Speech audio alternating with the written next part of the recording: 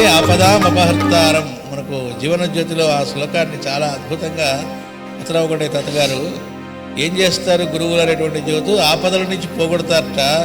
అది ఆపదలని కూడా మనకు తెలియవు. మనలో ఉండే కాంప్లెక్స్లో రకరకాల రోగాలు, వాటన్నిటినీ కామ్గా వాళ్ళ సమక్షంలో మనలో అవన్నీ పోయేటట్టుగా చేస్తారట. ఎక్కడా బయటికి ఏం కనబడదు అది జరిగినట్టుగా. కొన్నాళ్ళు అయ్యేటప్పటికి చూసుకుంటే నేనేనా ఆ మనిషిని, అప్పుడు అలా ఉన్నాను ఇప్పుడు ఇలా ఉన్నాను అంటే అలా మార్పు రావడానికి అవన్నీ పోవటానికి కారణం ఏమిటంటే వాళ్ళ ప్రజెన్స్. అంటే సమూలంగా అవి లేకుండా చేయడం అనేది బలవంతంగా కాదు, తెలియకుండా తనలోనే ఎంతో మార్పు వచ్చేట్టు చేస్తారు. భరతుడు అడవికి వచ్చినప్పుడు రామాయణంలో మాస్టర్ గారు కూడా చెప్పారు, భరతుడు చాలా ఇదిగా వాళ్ళ అమ్మ గురించి మాట్లాడదామని ఇట్లా చేసింది అని చాలా అనుకొని వచ్చాడు.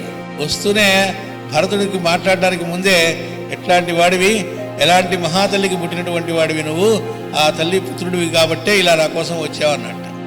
ఎక్కడన్నా తిట్టాడా, తప్పురా అమ్మని తిట్ట ఏమన్నా చెప్పాడా అంటే ఎట్లా ఉండాలో అయిపోయింది అక్కడ. ఎక్కడ ఆయన ఒక్కసారన్నా కైకని తిట్టాడా, మనసులో అన్నా తిట్టుకొని ఉంటాడులే అని ఎవరికైనా మనసులోనే అనుమానం వస్తుంది మనకి. రావుడు చరిత్ర వాళ్ళకి ఏమో లేదండి అలా అంటున్నారు కానీ వాల్మీకి రాశాడు కానీ మనసులో తిట్టుకొని ఉంటాడని అనుకోగలమా? పైగా తానుండడం కాదు, ఇంకొకళ్ళు కూడా ఆయన సమక్షంలో అలా ఉండలేరు, వాడు కూడా పవిత్రుడవుతాడు.